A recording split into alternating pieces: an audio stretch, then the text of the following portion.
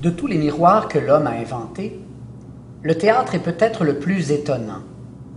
Il offre une surface sans teint qui absorbe autant de lumière qu'elle en réfléchit. Le théâtre est un œil qui regarde l'image inversée de lui-même, une traversée des ombres où le plus opaque devient soudainement ce qui éblouit, le présent, le contemporain.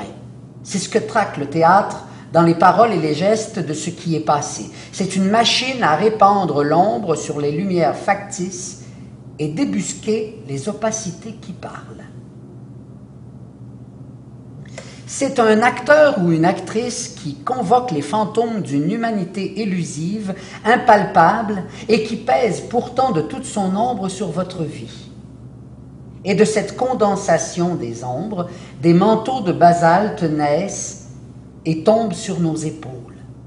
Nous devenons les chevaliers errants du poème, nous retournons à l'ombre qui est aussi une éclaircie dans la forêt, là où est tapi l'émerveillement, cet étonnement primordial, cette avenue déchirée où nous nous sentons exister enfin, pour la première fois, distincts et nombreux pourtant, nombreux mais livrés au monde.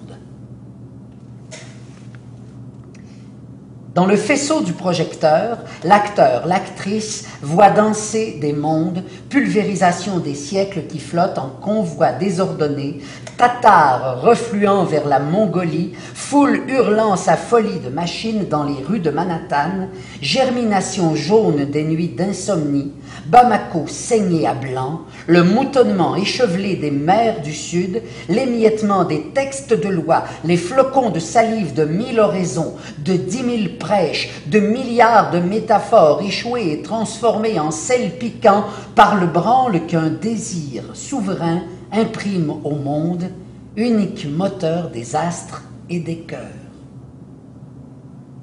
Et tout autour de ce faisceau fourmillant, il y a la mince gangue de l'ombre où l'être s'est retiré, attendant que la poussière retombe.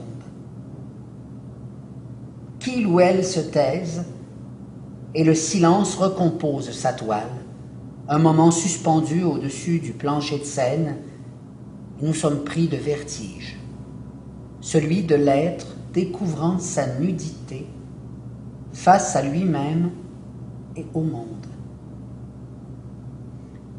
L'œil se regarde, nu et souffrant peut-être, mais souverain, dans le théâtre d'une opacité éblouissante. Alexis Martin.